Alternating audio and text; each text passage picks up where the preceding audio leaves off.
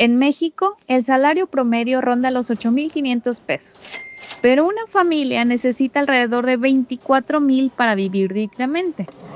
¿Cómo se explica esta brecha y qué papel tienen las empresas, los gobiernos y la sociedad para garantizar un ingreso que cubra no solo subsistencia, sino también salud, educación, vivienda y tiempo libre? Hoy ponemos sobre la mesa el verdadero costo de una vida digna. Esto es Territorio Negocios, el podcast donde repensamos el futuro de los negocios y su impacto en México y América Latina. Soy Eva María Guerra, decana asociada académica de GADE Business School, y les invito a seguir la conversación en redes sociales con el hashtag Territorio Negocios. El día de hoy estaremos conversando en este episodio que se titula Más allá del salario mínimo, ¿cuánto cuesta una vida digna? Y para conversar sobre este tema tenemos como invitados la doctora Cristian Molina, profesora investigadora del Departamento de Estrategia y Liderazgo de GADE Business School. Bienvenida, Cristian. Muchas gracias, Eva, por la invitación. Gracias. Y Francisco Santini, director de RIPIPSA y presidente del Centro PERSE, Centro de Responsabilidad Social para el Desarrollo Sostenible. Bienvenido, Francisco. Gracias, Eva. Y bueno, ¿cuántos ingresos nos permiten vivir dignamente? ¿Cuál es el costo de una vida digna? Justamente, pues el proyecto de estándar de vida digna que fue desarrollado por profesores, investigadores e investigadoras de GADE Business School y el Centro de Empresas Conscientes del Tecnológico de Monterrey, pues busca responder estas preguntas. El salario promedio en México es alrededor de 8,500 pesos. Sin embargo, hoy queremos analizar cuál es en realidad el ingreso mínimo que permite a las familias no solo subsistir, sino cubrir sus necesidades básicas, como acceso a una vivienda adecuada, alimentación suficiente, servicios de salud y educación de calidad, trabajo estable, tiempo libre, participación social, entre otras dimensiones. En este episodio exploraremos este tema en el contexto de México y América Latina, poniendo especial atención en la responsabilidad de las empresas como las principales generadoras de empleo y riqueza. Estaremos reflexionando sobre cómo poder ofrecer un salario justo puede realmente generar ese impacto positivo y poder contribuir a un bienestar colectivo. Así que me gustaría iniciar la conversación contigo, Cristian, que nos platicaras, ¿no? ¿Qué significa esto de tener una vida digna en México y América Latina, o bien si hay alguna definición universal para este concepto que pueda ser aplicado a otros países? Muchísimas gracias, Eva. Creo que es una pregunta muy interesante. Y bueno, creo que si bien hay cosas o necesidades, que ese es el enfoque, digamos, el que estamos nosotros tomando, o sea, tratar de descubrir cuáles son las necesidades mínimas que una persona necesita satisfacer para considerar que está viviendo una vida digna. Podríamos pensar que, bueno, a través de los diferentes países hay necesidades comunes, ¿no? Y que pueden surgir, digamos, de esta conversación con las personas de la sociedad, ¿no? Sin embargo, obviamente, pues también dependiendo de las características específicas del contexto, puede haber quizás más énfasis en unas necesidades que de pronto estén tal vez cubiertas, pero no sean en las condiciones mínimas que requiere la sociedad de ese lugar, ¿no? La metodología que nosotros adoptamos en este proyecto lo que hace es que va y simula, digamos, una discusión con miembros de la sociedad. Participan personas de diferentes niveles socioeconómicos en grupos de discusión o grupos de enfoque, y entre todos, digamos, que nos ayudan a identificar entonces cuáles son esas necesidades mínimas que necesiten satisfacerse para considerar una vida digna. Digamos que la perspectiva de personas que tal vez tienen ingresos más altos y la perspectiva que tienen las personas de ingresos más bajos. Y te cuento entonces que en el caso de México, nosotros pues a través de estos grupos y grupos que también hemos hecho en 6 diferentes ciudades del país, convinieron que una vida digna en México hoy en día requiere satisfacer la alimentación, como mencionabas hace un momento, vivienda, pero una vivienda digna, es decir, que tiene que tener unas características tal vez mínimas para considerarse adecuada, la vestimenta y demás necesidades básicas, ¿no? Ahí encontramos, por ejemplo, acceso a servicios públicos como agua, transporte y demás, tener la oportunidad de un buen trabajo, acceso a los servicios de salud y educación de calidad, es decir, pues ahí también están haciendo un énfasis en que no cualquier servicio de salud y educación es el mínimo necesario, y también tiempo libre, ¿no? Y por último, esta parte que también mencionabas de la participación en la sociedad. Las personas que nosotros, digamos que incluimos en este estudio, también refieren que es necesario estar comunicado e informado, vivir en un entorno estable y seguro y ser parte de la sociedad, ¿no? Entonces, aunque hay características que si nosotros vemos tal vez a las definiciones que han surgido en otros países, pueden ser similares, como el poder tener esta participación ciudadana, pues aquí vemos entonces en particular énfasis en la calidad de la educación, en la calidad de la salud, de que de pronto tal vez es algo que ya dan por sentado en otros países más desarrollados. Muchas gracias, Cristian. ¿Quisieras complementar? Sí, mira, bueno, hay algunos temas importantes que menciona Cristian que posiblemente no estén al alcance del empleo o del trabajo que le genera a la persona. Por ejemplo, los servicios que mencionas, agua, electricidad, drenaje, posiblemente no sea algo que esté en la cancha, por así decir, del empleo, porque si bien nosotros pagamos y las personas tienen acceso a Infonavit, que es uno de los grandes organismos, porque la mayoría de las personas responden que por ese organismo tienen su vivienda. Bueno, no podemos garantizar que sí, podemos garantizar que puedan pagar esa vivienda, que en teoría es digna, que tiene 2 recámaras, que tiene lo básico. Pero en la parte de servicios, por ejemplo, es un tema que tenemos que trabajar o incidir en los gobiernos para que lo tengan. En la educación de salud, si pudiéramos incidir directamente para que las personas paguen educación privada, porque posiblemente la educación pública necesita un poco más, también se sale un poco de nuestras posibilidades en el ingreso. Y mencionabas tú de los servicios o la salud de calidad o la salud que les da su empleo, no es suficiente para que sea digna. Entonces, coincido nada más contigo en que hay variables extras que posiblemente no estén al alcance del salario. Y si puedo hacer ahí, subrayar esto que acaba de mencionar Francisco, y es que nosotros lo que buscábamos era justamente, y creo que la riqueza de este estudio que estamos haciendo es pues tener todas estas dimensiones de lo que significa vivir una vida digna y cuáles necesidades se tienen que cubrir, pero abrir este debate también con todos los actores que están involucrados, porque sí, si volteamos a ver a cada categoría por sí misma, hay algunas en las que sí puede incidir directamente pues la empresa privada o el sector privado a través del empleo, pero también si nosotros también queremos llevar a las personas a una mejor calidad de vida, asegurar su bienestar integral, en realidad también tenemos que involucrar a otros actores como los gobiernos, también las organizaciones de la sociedad civil. Entonces, para nosotros esta definición nos ayuda a abrir un debate y encontrar entonces en qué ámbitos puede incidir cada uno de estos grupos de interés, ¿no?, alrededor del trabajador.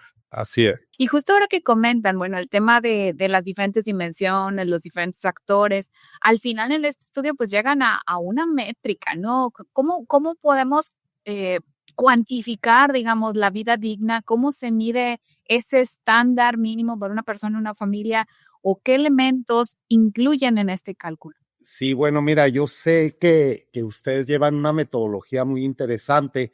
Hay bases como la de Living Wage, donde tiene herramientas específicas.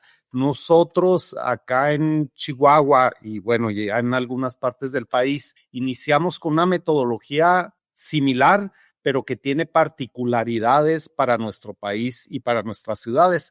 La primera, yo creo, como en todos, medimos una canasta alimentaria, que le llamamos la canasta A en nuestro caso, y que el último estudio que tenemos al 2024, una familia necesita 7,500 pesos para alimentarse al mes. Y depende de cada ciudad también y de cada costumbre. Te pongo un ejemplo.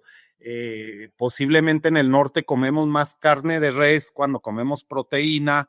En nuestro caso, como te digo, está cercano a los 7,500 pesos para una familia aproximada de 4 personas donde aportan 2. Pero el tema que sigue, que es importante, muchas veces los gobiernos hablan de alimentarnos, ¿no? Se piensa que con eso vivimos, pero hay una canasta básica no alimentaria que es igual de importante para la alimentación. Por ejemplo, ahí vemos cuánto pagan las personas de renta o hipoteca. A nivel, metodologías internacionales mencionan solamente la renta. Aquí en las mediciones que hacemos en polígonos de bajo ingreso, gran parte de las personas nos dicen que tienen una casa o la están pagando y tienen una hipoteca. En el caso de una ciudad mediana como Chihuahua, pagan cerca de 2,500 pesos por una hipoteca de una casa de bajo valor, por así decir.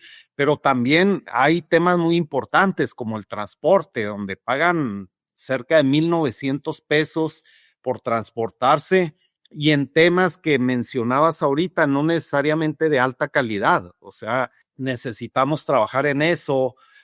Sus gastos de agua, de electricidad, que antes eran los gastos principales. Hoy te podré decir, en los últimos estudios, estas familias gastan más en teléfono celular que en agua o electricidad, del último estudio que pudimos hacer.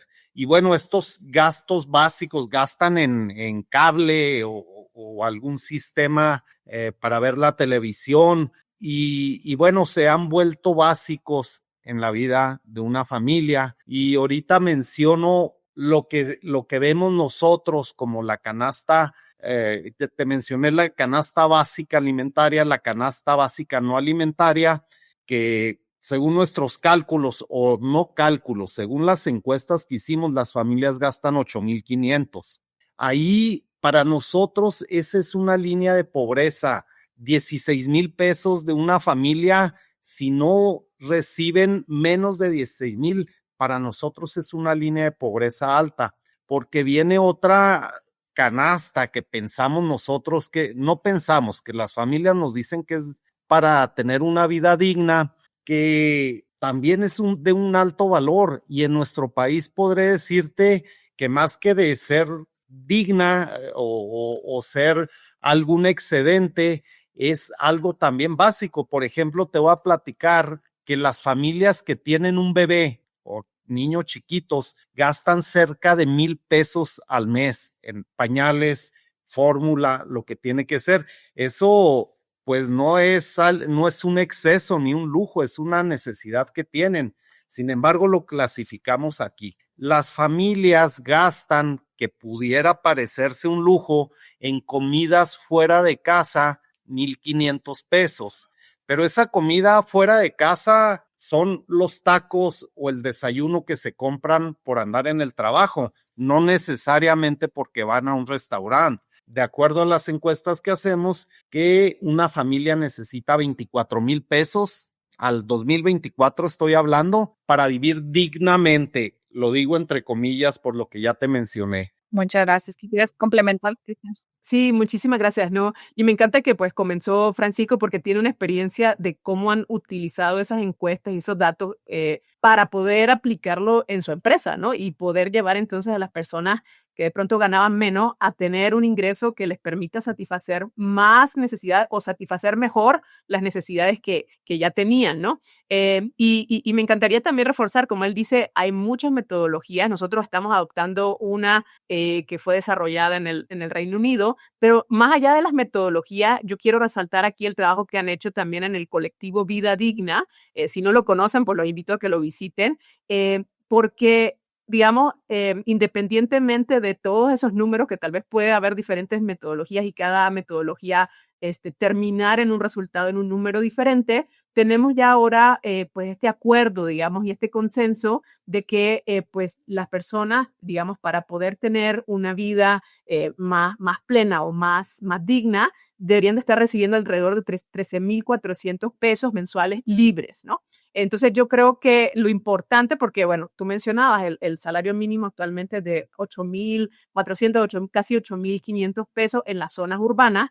Ese, como bien decía Francisco, no alcanza realmente para cubrir ni siquiera de pronto una canasta básica alimentaria para 4 personas. O sea, si de pronto pues, es una sola persona, tal vez sí le alcanza para cubrir un poco mejor sus necesidades, pero lo claro es que a pesar de que ha habido un gran avance en ese monto del salario mínimo, todavía no alcanzamos entonces a satisfacer realmente plenamente esas necesidades. Entonces, yo pongo sobre la mesa también en que es importante pues también que desde el sector privado este esfuerzo y este consenso de llegar a esos 13,400 pesos para que podamos tener también, digamos, un horizonte, un objetivo, algo contra qué compararnos, ¿no? Y poder decir cuántas personas en mi empresa están ganando por debajo de esa línea y poder entonces hacer planes de los cuales tal vez nos pueda hablar un poco mejor Francisco, para poder llegar ahí. Y obviamente, todavía no tengo los cálculos finales de nuestro estudio, los vamos a tener próximamente a finales de este año, pero si sale un número más alto, o sea, bueno, eso va a ser el siguiente horizonte, ¿no? Entonces siempre creo que podemos aspirar a ir, obviamente, cubriendo más necesidades, pero tenemos que partir de algo y creo que esto que ha hecho el colectivo Vida Digna, estableciendo un número específico, puede ayudarnos entonces a que vayamos estableciendo metas más claras, más tangibles y de ahí moviéndonos poco a poco para procurar el bienestar de las personas y llegar a esa aspiración de la vida digna. Y pues sí, la verdad es que el costo de la vida pues, ha aumentado en México en los últimos años, digo, es un tema que lo sabemos, mientras que los salarios pues no crecen al mismo ritmo, se han mantenido pues, de alguna manera, ¿no? La inflación versus los salarios, el aumento de salarios es diferente. Y entonces estos incrementos de los salarios no compensan el encarecimiento de los bienes y servicios, sobre todo en los entornos urbanos. ¿Qué mecanismos podrían garantizar que los salarios pues mantengan ese poder adquisitivo? ¿Cómo podrían empresas y gobiernos incorporar este concepto de salario digno en sus políticas de sostenibilidad y responsabilidad corporativa? Me gustaría ir cerrando con esta pregunta. Yo creo que es importante primero concientizarnos como empresarios cuánto necesitan las personas que colaboran con nosotros para vivir. La situación actual del país, la economía, no nos da necesariamente para poder decir voy a pagar mejor a partir de mañana, pero es importante que el día de hoy podamos ir con una pregunta a nuestra empresa: ¿cuáles personas son las que menos ganan en la empresa? Y tener ese decil bien identificado y generar un plan inmediato para subirlos lo más cercano a lo que pudiera ser un ingreso digno. Yo veo aún muy optimista el poder llegar a 13,400 libres, porque a una empresa esos 13,400 libres le cuesta 15,000 o 16,000 pesos, ¿verdad? Con todos los gastos que tiene. Y la gran mayoría de las empresas en nuestro país son pequeñas y medianas empresas. Ahí está la mayoría del empleo. Entonces, sí necesitamos primero concientizar al empresario, saber cuántos son los que menos ganan y de ahí generar un plan. Te pongo un ejemplo que lo platicamos mucho, ¿no? Tomar este grupo de personas y en el aumento anual, en lugar de decir va la inflación para todos, nosotros en la empresa hicimos un cálculo y decir, oye, si tomo a estos 20 puestos de mero abajo que gastan menos y les aumento un 15% en lugar de un 4%, el costo de nuestra nómina se incrementó un 2% en lugar de un 4%, ¿sí?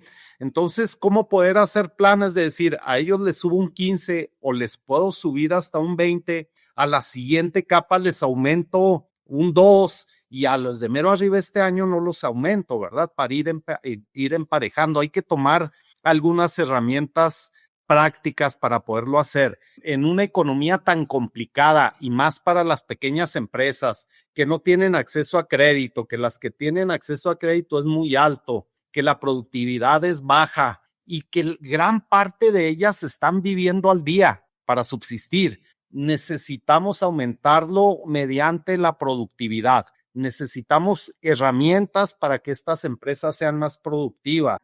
Muchas gracias. Cristian, para cerrar.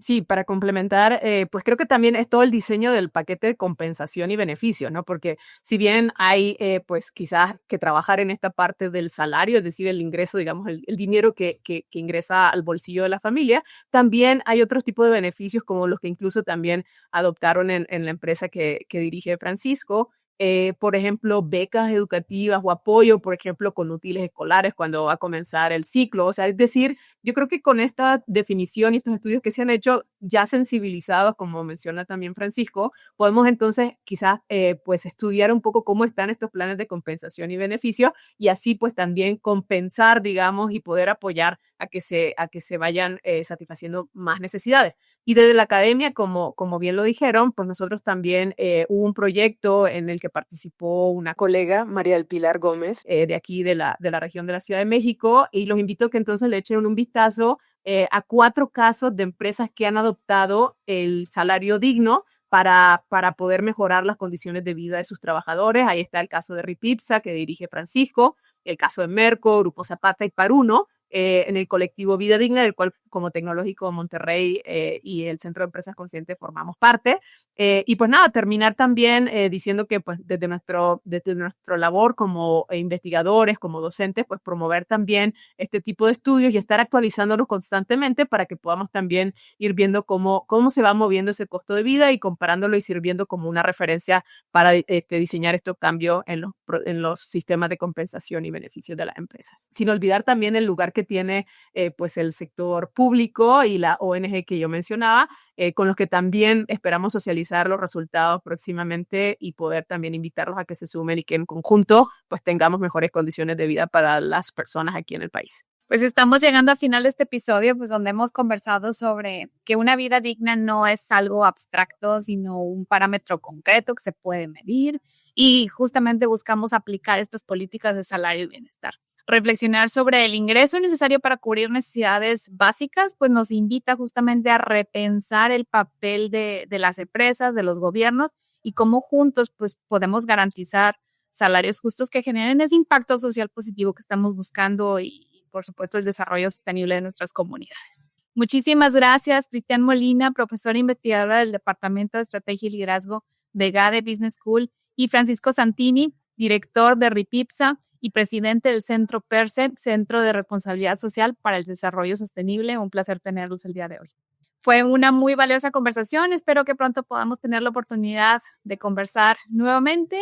Y gracias también a todo el equipo de producción y a las personas que nos escuchan. Los esperamos en nuestro próximo episodio. Hola, somos Azucena Rojas, Beata Boina y Carlos Elizondo. Te invitamos a escuchar Con su permiso, un podcast sobre análisis de la realidad política, económica y social de nuestro país, así como del entorno internacional. Con su permiso es parte de Tech Sounds Podcasts, la barra oficial del Tecnológico de Monterrey.